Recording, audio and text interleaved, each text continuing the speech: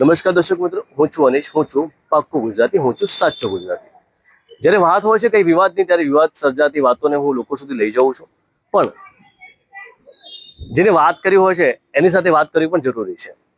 તાલુકા પંચાયતની એક ઘટના બની હતી જ્યાં એક વિડીયો વાયરલ થયો હતો. આ વખતે નક્કી કરજો કે ઉમરગામમાં પાણી નહીં આવે, કારણ કે આખો ઉમરગામનો દરિયા કિનારો બરબાદ થઈ જશે. સાહેબ પાણી આવે ત્યારે જણાવજો. નહીં ટેન્ડરિંગ એનું નહીં હાર્દિકભાઈ, એવું નથી. એનું ઓફિશિયલી જાહેરાત થઈ ગઈ છે, પર્યાવરણ મંત્રાલય મંજૂરી આપી દીધી છે. એટલે મારી રિક્વેસ્ટ છે તમને કે જેમાં તાલુકા પંચાયતના ઉપપ્રમુખ હાર્દિકભાઈએ જે વાત કરી હતી કે કાલેમાં જે નદીનું પાણી આવવાનું છે, જીઆઈડીસીનું જે પાણી આવવાનું છે, કેમિકલ પાણી આવવાનું છે, એ પાણી બાબતે જે લોકોમાં મેસેજ ગયો હતો અને એના પછી હાર્દિકભાઈએ અમને ફોન કર્યો હતો કે ભાઈ તમે આ જે વાત મૂકી છે એ અમારું તમે અધૂરી વાત મૂકી છે અને તમે આવી તરહ સ્ટોરી ચલાવો છો, તમારે જાણી જોઈને પછી સ્ટોરી કરવાની હોય. અમે પણ અમારી જે વાત હતી તે જાણવા માટે અહીંયા પહોંચ્યા છીએ. અત્યારે આપણે હાર્દિકભાઈ સાથે વાત કરશું. હાર્દિકભાઈ, પહેલા તો તાલુકા પંચાયતમાં ઉપપ્રમુખ બન્યા છે તે બદલ અમારી ટીમ તરફ તમને ખૂબ ખૂબ આભાર વ્યક્ત કરીએ છીએ. અને હાર્દિકભાઈ, જે પ્રમાણે તમે કાલે તાલુકા પંચાયતમાં વાત કરી હતી કે ભાઈ જે ડીપ પાઇપલાઇન જે આવવાની છે કાલે દરિયા કિનારે, એ બાબતે શું થયું હતું ને તમે શું કહેવા માંગતા હતા અને તમારે શું કહેવાય ગયું? મનીષભાઈ, સૌ પ્રથમ તો આપણા મીડિયા ચેનલના મારફતથી આપણા બધા દર્શકોને નમસ્કાર. અને જે ગઈકાલની જે વાત હતી, ગઈકાલે અમારા પ્રમુખ, ઉપપ્રમુખ, કારોબારી અને ટોટલ ટીમની વરણી હતી. તેમાં સંગઠનના તમામ લોકો અને બધા હાજર જ રહ્યા હતા. એમાં આપણા બધા પત્રકાર મિત્રો અને બધા જ હાજર રહ્યા હતા. એના અંદર આ કંઈક પ્રશ્ન પૂછવામાં આવ્યો હતો.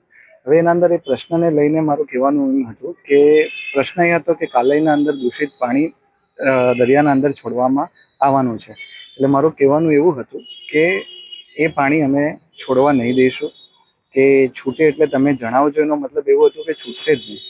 અને બીજી વસ્તુ એવી હતી કે અગર કોઈ બી કારણોસર કશેથી બી છૂટ્યું તો અમારા એમએલએ શ્રી રમણભાઈ પાટકર સાહેબ છે, અમારા સાંસદ શ્રી ધવલભાઈ છે, જીપીસીબી બોર્ડને ઇન્ટિમેટ કરીને આ કોઈ બી રીતે આંદોલન કરવું પડે કે કંઈ બી કરવું પડે, આ કોઈ હિસાબે આ દૂષિત પાણીને આપણા ઉમરગામ તાલુકાના પર્યાવરણને નુકસાન પહોંચે એ રીતનું અમે કરવા નહીં દઈશું.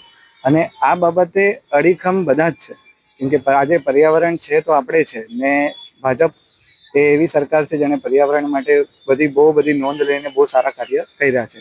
એટલે મારા સ્ટેટમેન્ટને શાયદ સમજવામાં મિસ્ટેક થઈ હશે, યા તો પછી મારા કોઈ શબ્દ બોલવામાં મિસ્ટેક થઈ હશે, પણ એવો આશય નહીં હતો. અને બીજી વસ્તુ એમાં એવી હતી કે કોઈ બી રીતે આ વસ્તુ કોઈ બી થઈ છે, તમારા ધારાસભ્યશ્રીએ બી કીધું છે કે આ અમે કોઈ સંજોગે થવા નહીં દઈશું.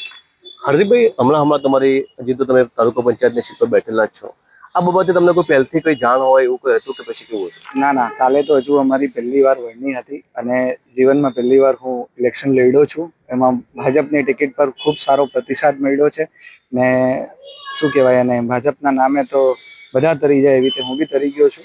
અને આના અંદર એક જ વસ્તુ છે કે કોઈ વિષયની કોઈ અમને જાણ નહીં હતી. અને જે અમને પૂછવામાં આવ્યું હતું તે પત્રકાર મિત્રોની બી સાચી જ વાત છે. આજે ચૂંટાયેલા પ્રતિનિધિઓને પૂછવાનો અધિકાર બધાનો જ છે ને.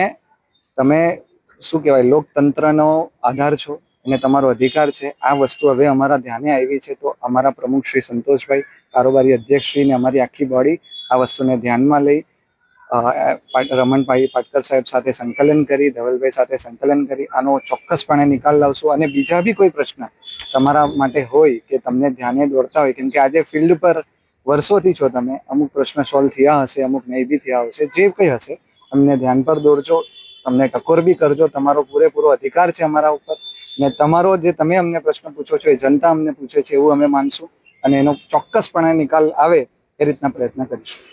આ હતા આપણા હાર્દિકભાઈ, જે તાલુકા પંચાયતમાં ઉપપ્રમુખ તરીકે ચૂંટાઈને આવેલા છે અને જેમને ગઈકાલે તાલુકા પંચાયતમાં જે કાલેમાં આવવાના પાણી વિશે જે વાત કરી હતી ને વાત લોકો સુધી અમારી ચેનલ દ્વારા પહોંચાડી હતી. પણ આજે એમને જે સાચી હકીકત છે આપણા સામે રજૂ કરી છે કે કઈ શબ્દોની મારામારી હોય અને કંઈક અટકળ થઈ ગઈ હોય એના માટે આ વસ્તુ થઈ હતી. પણ ખરેખર અમે લોકો જનતાની સાથે છીએ એ દાવો કર્યો છે. અને માત્ર 16 સુમ્માના જ સભ્ય નહીં અને માત્ર 16 સુમ્મા પૂરતું જ વિકાસ નહીં, પણ આખા ઉમરગામ તાલુકાના 52 ગામનો વિકાસ કરવા માટે હાર્દિકભાઈએ વચન આપ્યું છે. સંકલનમાં રહી અને સારી કામગીરી કરશે એ હાર્દિકભાઈએ જણાવ્યું છે. હાર્દિકભાઈએ જે ડિસિઝન લીધું છે અને જે પ્રમાણે એમને અત્યારે સરકારે ભાજપ સરકારે જે પ્રમાણે અત્યારે હાલ ચારે બાજુ દિશામાં ભાજપનો ઝંડો વાગી રહ્યો છે અને એમને સીટ આપી અને એમનો હોદ્દો આપી અને પ્રમુખ તરીકે ઉપપ્રમુખ તરીકેનો હોદ્દો આપી એમને જે એક એવો ચાન્સ આપ્યો છે એ ચાન્સ હાર્દિકભાઈ સારી રીતે નિભાવે એવી અમારી અપેક્ષા છે. હું છું અનિશ શેખ, ગુજરાત કારોબાર, ઉમરગામ.